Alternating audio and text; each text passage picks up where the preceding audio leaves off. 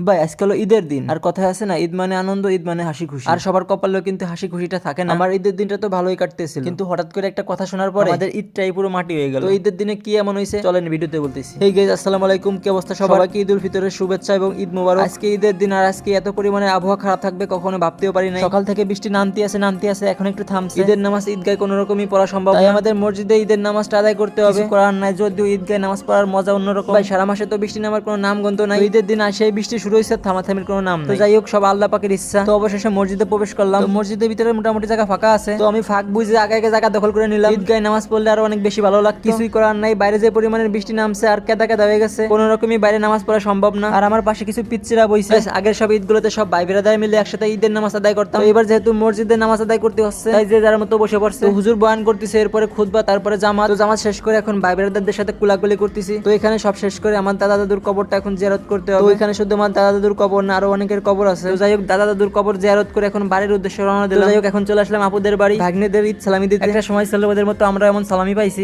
একটা সময় না, এখন আমি অনেক টাকা সালামি পাই। তো অনেক বেশি ক্ষুধা লাগছে, তাই ভাত খেতে বসে বললাম। খাওয়া দাওয়া শেষ করে চলে আসলাম বাচ্চাদের সাথে একটু বাজি ফুটাইতে। আগে অনেক বেশি বাজি ফুটাইতাম, মজা করতাম। তো বড় হওয়ার পরে এসব মোটেও এখন করা হয় না, যদিও এখন বলবো না ছাত্রীদের মতো যে যত বড় হচ্ছি আর ঈদের আনন্দ চলে যাচ্ছে। বছরের একটি মাত্র আনন্দের দিন আসে, আর সেদিনও যদি আনন্দ ফুর্তি না করি তাহলে কেমনে হয়? সারাদিন ঘুরবো ফিরবো, খাওয়া দাওয়া করবো, ভরপুর এনজয় করবো, এটাই স্বাভাবিক। ছাত্রীদের মতো ঘরে শুয়ে শুয়ে ঈদ কাটাবো না। আর এই যে আমার মেজো ভাই আর মেজো ভাইয়ের মেয়ে, সবাই কিন্তু মাশাআল্লাহ বলে যাবে। এখন তারা মেলায় যাচ্ছে কেনাকাটা করতে। আজ বড় হয়ে গেছি বলে কেউ মেলায় নেয় না, আর এখন তো নিজে নিজে যাইতেও মন চাই না, মনে হইতেছে অনেকটাই বড় হয়ে গেছি। তো যাইতে কাকার সাথে দেখা হয়ে গেল, তার সাথে সালাম বিনিময় করে ফেললাম। আজ বড় বলে তার কাছ থেকে সালামি পাইলাম না, ছোট থাকলে সালামি জোর করে দিত। যাই হোক, বড় হয়ে গেছে এটা বুঝতে পারছি। আর এখন বিকেল টাইম, আর এখন ঘুরতে না গেলে কেমন হয়? চাচাতো ভাই আমি বের হয়ে গেলাম ঘুরতে, আর ঘুরতে আইছি মূলত ছোট ভাইয়ের বাগ রেল স্টেশনে। আর এখানে এসে তো পুরোই অবাক, এখানে এত পরিমাণে মানুষ দেখে আমার চোখ তো কপালে উঠে গেছে। তো যাই হোক, ঈদের সময় এত মানুষ হবে এটাই স্বাভাবিক। আর গাছ সকালে একটু বৃষ্টি নামলেও বিকেলের আবহাওয়াটা অনেক বেশি সুন্দর, আর আকাশের ভিউটা দেখেন পুরোই মাথা নষ্ট। আর এখানে এসে দেখি যে আমার বোন, চাচাতো বোন সবাই দেখি যে এখানে ঘুরতে আইছে। আর এই যে আমার কোলে আমার কিউট ভাগ্নেটা, সবাই মাশাআল্লাহ বলে যায়। ভাই দেখেন আকাশের ভিউটা এত বেশি সুন্দর, সবাই ঘুরে অনেক বেশি মজা পাচ্ছে। ভাই সব তো ঠিকই ছিল, কিন্তু হঠাৎ করে শুনি যে আমার ভাগ্নে নাইম বাইক অ্যাক্সিডেন্ট করছে। তো হঠাৎ করে এই কথাটা শোনার পরে মাথা মতো তো কিছুই কাজ করতেছে না। এখন তো ঈদ আর ঈদ মনে হইতেছে না। তো আর দেরি না করে বাড়ি চলে গেলাম, আর যাই দেখি এই অবস্থা। গাইস কোন দিক কেমনটা লাগে, ঈদের দিন এটা কোনো কাজ হইলো? তো যাই হোক, আল্লাহর কাছে লাখ লাখ শুকরিয়া যে আল্লাহ অল্পতে তারে বাঁচাইছে। শুধু হাত পাও চলছে, কোনো জায়গা ভাঙ্গি নেই, কোনো ক্ষয়ক্ষতি তেমন একটা হয়নি। তো মূলত নাইম বাইক চালাইছিল, আর ওর মাথায় হেলমেট ছিল, আর ওর পিছনের বন্ধু ছিল। দুজনের মোটামুটি ভালোই ইনজুরি হয়েছে। যাই হোক, আপনারা সবাই সাবধানে বাইক চালাবেন, আর আমার ভাগ্নের জন্য দোয়া করবেন, সেজন্য দ্রুত সুস্থ হয়ে যায়। সবাই ভালো থাকবেন, সুস্থ থাকবেন, এবং নাইমের জন্য দোয়া করবেন। ধন্যবাদ।